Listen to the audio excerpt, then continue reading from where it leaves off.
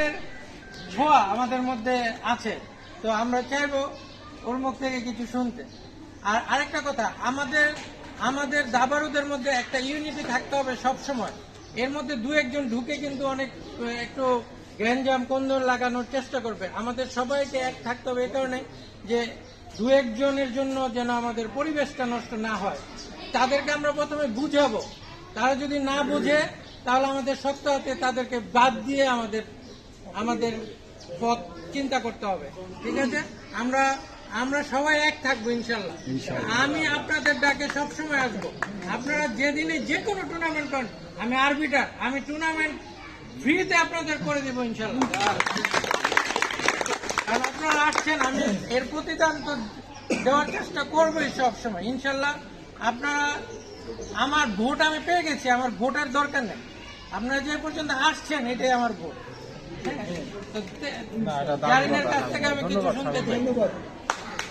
আচ্ছা, একটা কথা বলি, আমরা আসলে 17 জনের প্যানেল, বুঝছেন? আমরা এখানে তো 10 জন না 11 জন আসছি। অনেকে বিভিন্নখানে আছে, বিভিন্ন সিলেটে আছে, ইয়াতে আছে, ওরা আনফর্চুনেটলি আসতে পারে নাই, আর বিভিন্ন জনের বিভিন্ন প্রবলেম আছে।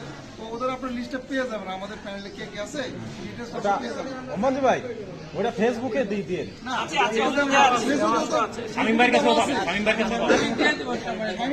আর যেহেতু এখনো ইস্তেহার এখন নির্বাচন কমিটি পারমিশন আসে না, সেজন্য আমরা চাইলে লিফলেট বানাতে পারছি না।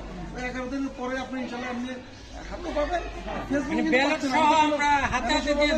ফেসবুকে কিন্তু আমাদের ফুল প্যানেলের ডিটেলস দেওয়া হবে, কোন 17 কে কোন পদে আছে সব পদে দেখতে পাবেন, ফেসবুক দেখলেই পাবেন। আসসালামু আলাইকুম সবাই, আমি কাজী জারিন তাসনিম, চাকরির করার সমমনা পরিষদ থেকে কোষাধ্যক্ষ পদ করেছি। আমি একজন মহিলা ক্যাডেট মাস্টার, মহিলা ন্যাশনাল প্লেয়ার, এবং আমি কারেন্টলি ঢাকা ইউনিভার্সিটির সফটওয়্যার ইঞ্জিনিয়ারিং ডিপার্টমেন্টের সেকেন্ড ইয়ারে আছি, ও আমি বাংলাদেশ নৌবাহিনীর একজন কন্ট্রাক্টর।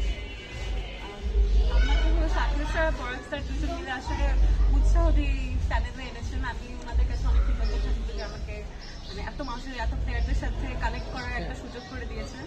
কারণ হলো এমনিতে দেখা যেত আমরা খেলতাম প্লেয়ার হিসেবে, অনেক রকম কমপ্লেন করতাম, কিন্তু কার কাছে কমপ্লেন করবো, কি কমপ্লেন করবো, এটাও বুঝতাম না। কিন্তু শাকিল স্যার বললো যে আচ্ছা, তোমার যেহেতু এগুলো প্রবলেম হয়, তুমি নিজে এটার জন্য কাজ করো, তুমি নিজে যে